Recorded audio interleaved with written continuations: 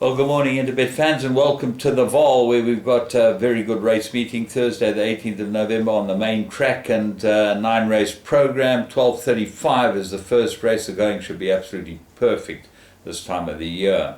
Let's have a look at race one. It's a maiden plate, fillies and mares, and they go 1,200 meters. This looks like an absolute race between 3 and 4. Lightning Lass, two very good runs. Showed pace last time, needed the run, and looks like the right horse. There was no betting support. Love of London, number 4, Canada Dawson's runner.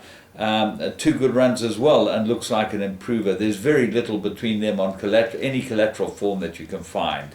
Desert Pride, number 9, ran an extremely good first race, and gets Lyle Hewitson, and it was in a work riders, and those form lines are always a little worrying. Number 12, Princess Sabrina, ran on in a work riders race as well, so it might be a big improvement to see Pierce Stradom on it. Watch for any betting support for any of the others or those horses if you're looking to back them. Race 2, maiden plate, fillies and mares. They go 1,200 meters, and number 12 looks like the right one to me. Loving the Victory. What did I say here? Fair form, improve.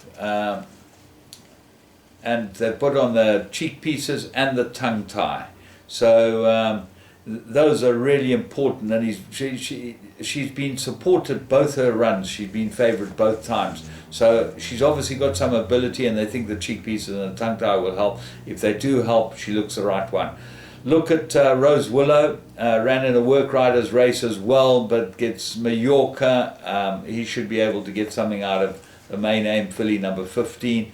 And Nomo, look for support from Nomo, and offsides. Look for any support for them. Gavin Larena rides Nomo.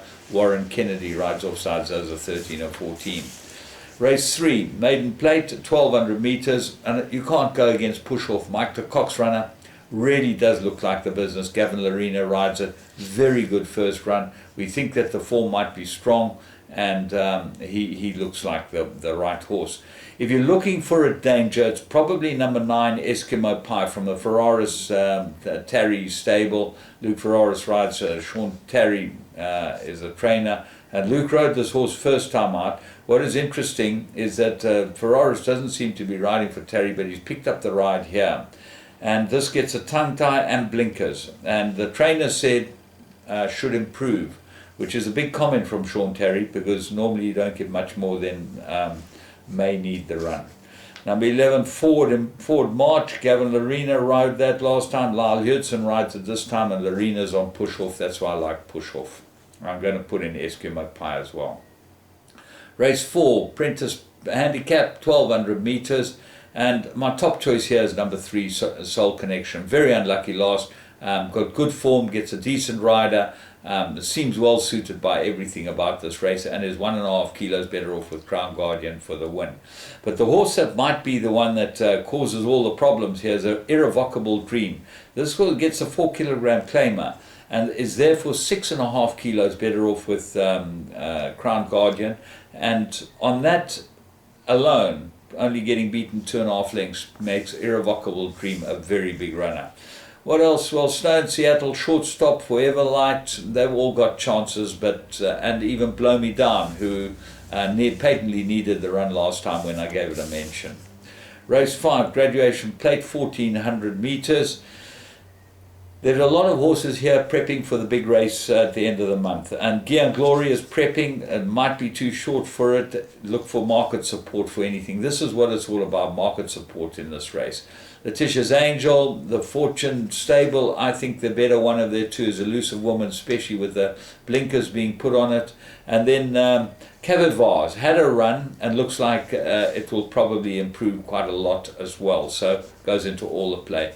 Tricky little traces, lots of interesting side shows as far as this one's concerned.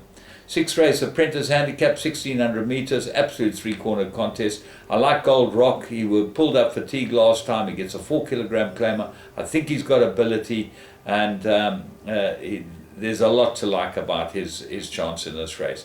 4 Stormy Winters definitely got some sort of chance. It's got a huge merit rating drop. and look for big improvement from Stormy Winter. Right, what else was there? There was number 11, Evening Rise. Looks like an improver. Ignore its last start, last couple of starts, and certainly well suited to this race.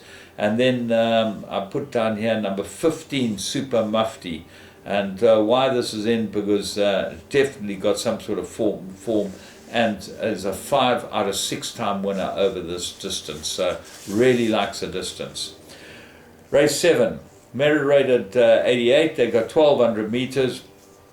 Difficult race. Odin, the trainer comment seems to indicate that he will need the run, but he has run well after a rest, and he's 1 from 1 after a rest, and he's a course and distance winner. So although Terzi says look for next time, well, you've got to take it on face value. He obviously thinks that the horse needs the run. Spanish Boy should be the right horse, but he got a 4-point penalty, which is 2 kilo penalty for running second last time. That doesn't help. He's a course and distance winner, lots to like about him. Fitzwilliam recently relocated, and he should start improving this horse. There should be improvement in him. What are the rest of them? Ballon d'Or now gets steals. They've late declaration, no steals on this horse, so that really does put a damper on. So Saviour, number 14, might be the right horse. Everything falls into place for Saviour, and I think that will run really well.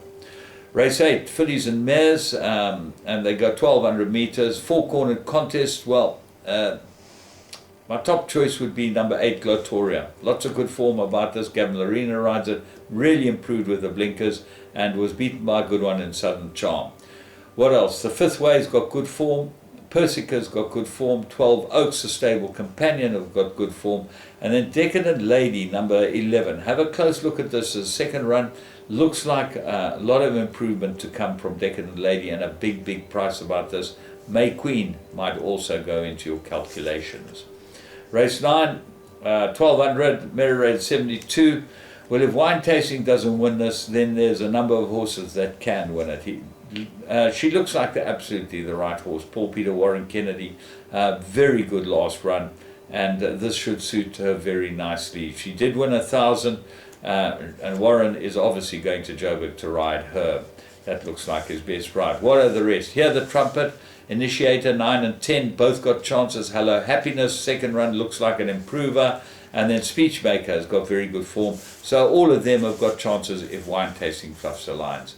It looks like a good day from me, James Goodman. Until the weekend, have a very good day's racing. Remember, you can go on to all the Interbet games, and you can also subscribe. Press the red subscribe button, press the bell, you'll get notified of all my shows, and we could have some very interesting shows coming up.